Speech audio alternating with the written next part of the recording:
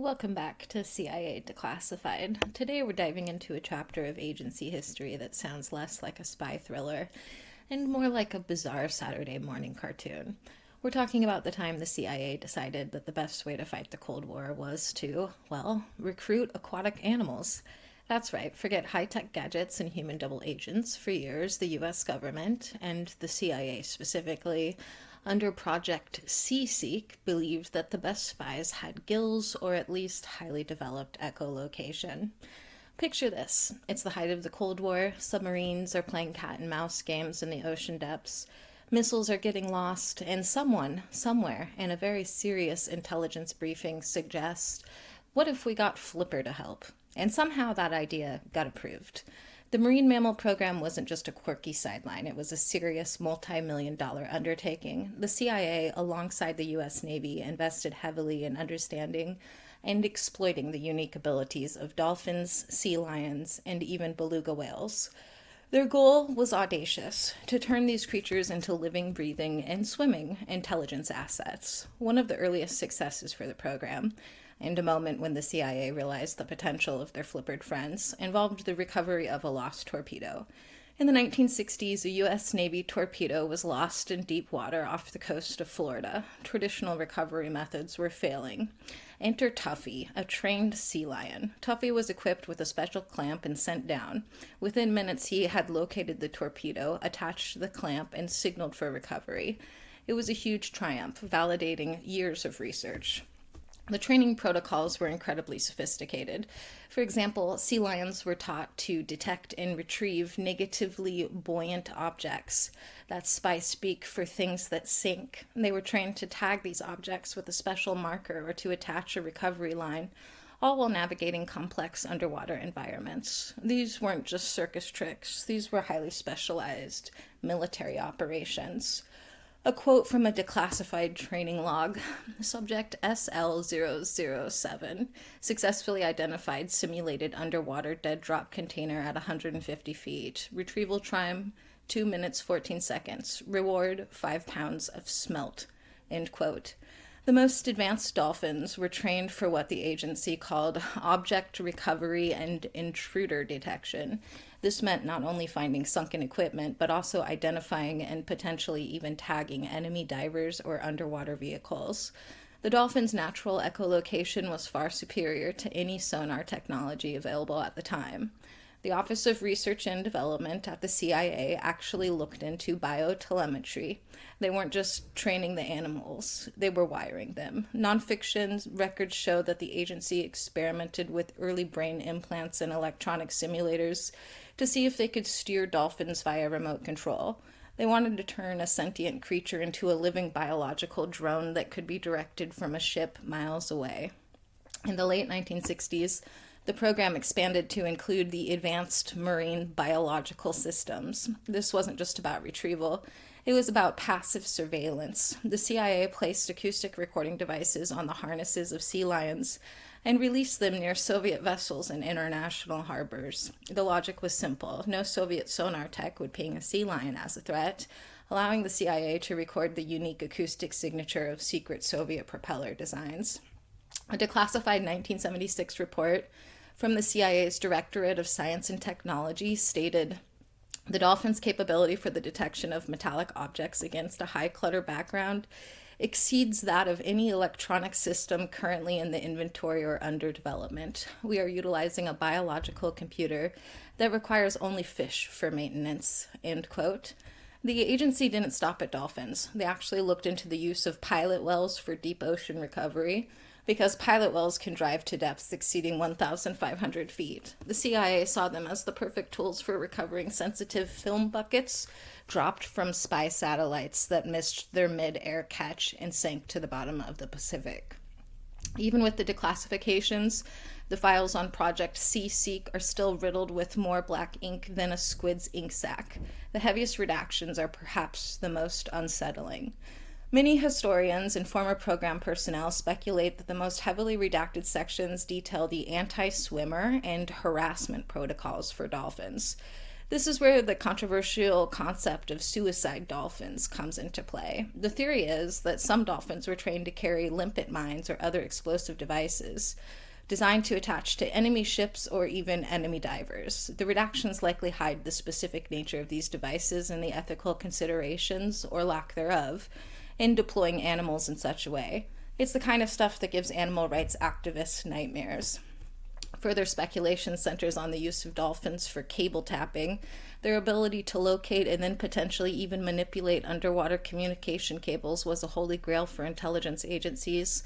The redactions here might pertain to the specific highly sensitive techniques used to intercept communications without human divers, thereby avoiding detection. We're talking about listening in on enemy conversations through a highly intelligent aquatic middleman.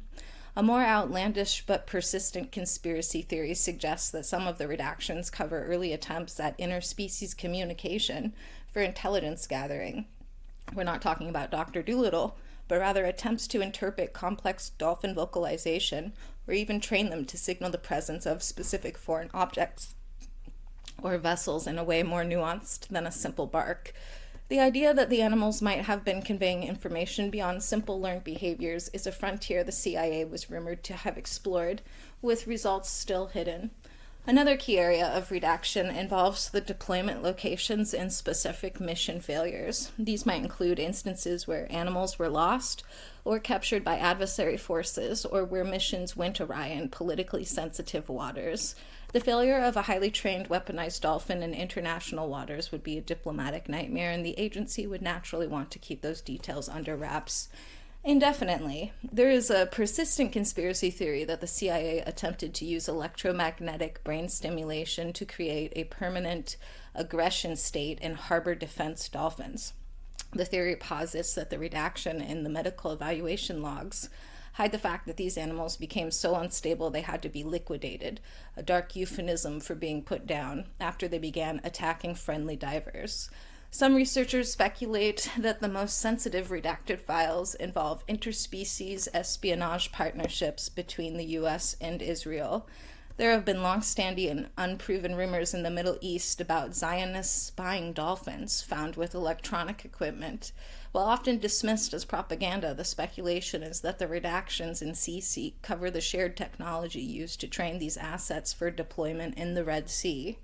There is a fringe theory that the CIA's marine mammal research was actually a cover for something much weirder, the search for USOs, or unidentified submerged objects. The speculation is that dolphins were used to track high-speed underwater targets that moved in ways that defied known human physics, and the redacted logs contain descriptions of animal behavior during these encounters that the government isn't ready to explain. Was Project Sea-Seek a success? Well, that depends on your definition. From a purely operational standpoint, it had remarkable success in specific areas, like equipment recovery and harbor defense. The animals proved incredibly effective in roles where human divers were too slow, too noisy, or at too great a risk. A quote from a declassified internal memo: "The marine mammal assets provide a unique low-signature capability for shallow water search and recovery operations, unmatched by current human diver technology. Their innate sensory abilities are a force multiplier." End quote. The program famously deployed dolphins during the Vietnam War for harbor security in Cam Ranh Bay, where they were tasked with detecting enemy frogmen attempting to sabotage U.S. ships. The presence of these marine sentinels significantly reduced successful enemy attacks. The program also developed cutting-edge veterinary science for marine animals, creating protocols for their health, training, and deployment that continue to inform marine biology to this day. So even if the espionage aspect was wild, the scientific contributions were real. The program was so successful that it triggered a biological arms race. Declassified documents from the Soviet Union show that the KGB launched their own counter-program in Crimea, training combat dolphins to guard the Black Sea. By the 1980s, the superpowers were effectively preparing for an underwater animal war. One of the program's biggest wins was the recovery of a lost nuclear-tipped missile component in the 1970s. While the location remains classified, nonfiction accounts suggest a sea lion was the only reason the U.S. didn't leave a radioactive calling card on the ocean floor for the Soviets to find. Project Seek wasn't just about training animals, it drove breakthroughs in human-animal interaction and underwater technology. Operational breakthroughs: animal-controlled underwater vehicles. While not fully realized, the research into how animals could guide small, autonomous underwater drones was pioneered here.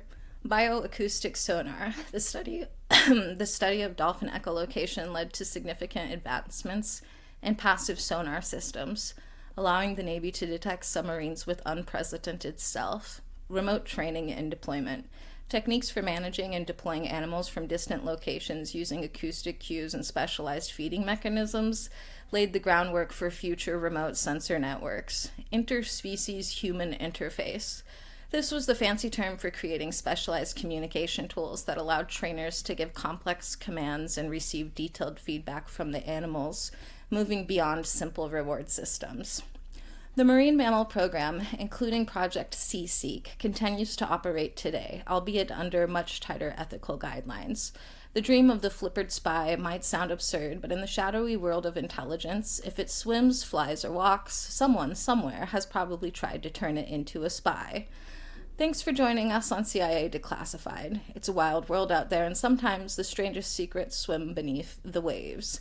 Next time on CIA Declassified, we leave the oceans and dive headfirst into the human mind. We're venturing into the dark heart of Project MKUltra.